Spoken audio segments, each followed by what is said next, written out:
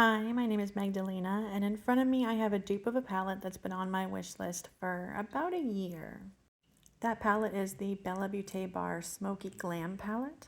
With all of the Black Friday sales coming, I've been kind of looking at my wish list and thinking what might be worthwhile to get, and part of that process is duping them out and seeing whether it would be something that would be worthwhile for me.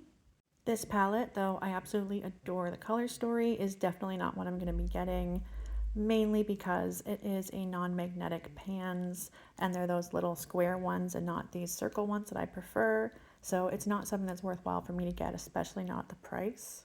Another thing against the palette is that there's a lot of redundancy in it, especially with the mattes. It's a very matte heavy palette.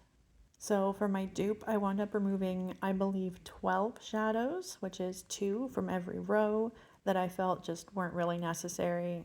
Anyway, if you're interested in seeing what shades I chose to dupe this palette, stay tuned. The first shade that I duped is a silver. It's one of 3 silvers in the palette. However, this one is just a straight basic silver. And for it, I chose ColourPop Villain Era. The next shade in the palette is another silver. However, this one is more of a mauve silver.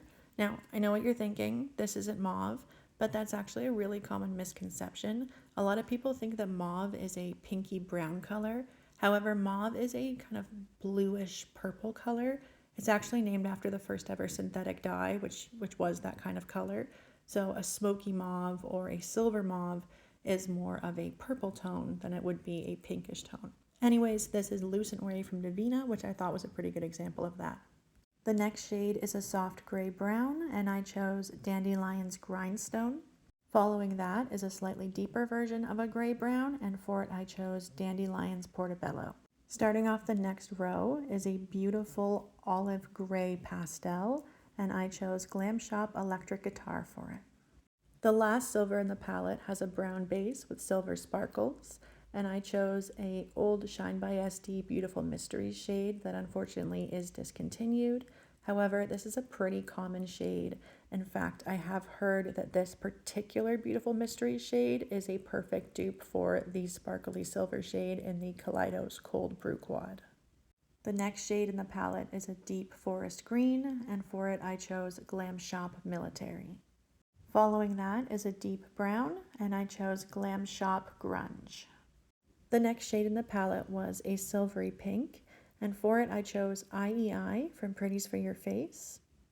This is a beautiful shade that unfortunately never seems to pick up well from a camera, but it has a brown base and then a silver layer, and then on top of that is a pink, peach, orange, gold multichrome. After that is a deep rosewood color, and I chose Dandelion Sanguine. Then there's a magenta pink, and for it I chose Dandelion's Flourish. This shade is much more bold than it's showing up on camera. I'm not sure if it has something to do with the lighting or how the camera perceives pinks, but for some reason pinks just never show up as deeply as they should, so keep that in mind while looking at this shade. Following it is a deep warm purple shade, and I chose ColourPop Royal Affair. Another sparkly silver pink, however this one has a lot more pink to it, so I chose Divina Pink Flare, which is a pink-based silver.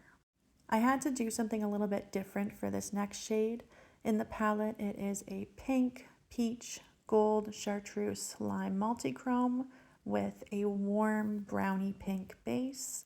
I didn't have that, so instead I went with something that had the same shifts and a similar base.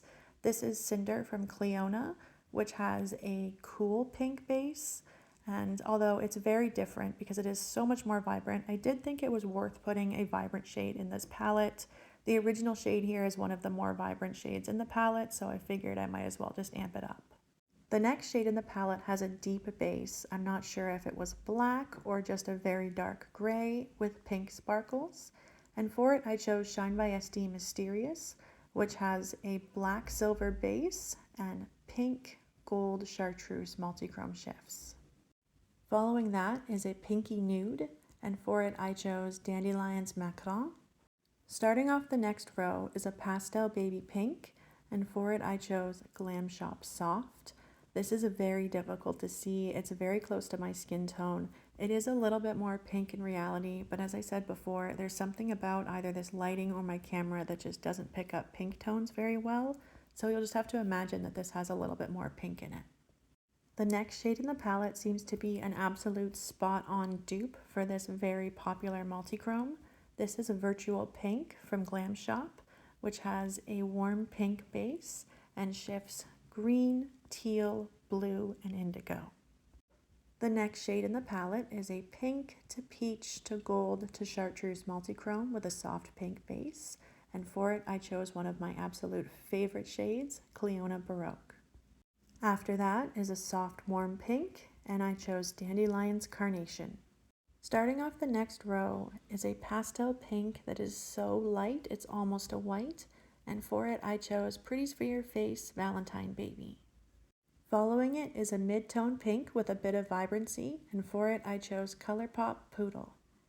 Next in the palette is a magenta to pink to peach to gold multichrome with a sheer pink base, and for it I chose Divina Sweet Slush. And lastly for the palette is a deep maroon that I duped with a Glam Shop New Trend. Alright, so that's it. I think I did a pretty good job duping this. I'm excited to play around with this palette a bit. But let me know, are there any palettes you plan on getting for Black Friday? Are you duping any out first to see if they're going to be right for you? Again, thank you for watching this video, and I hope you have a good day. Bye!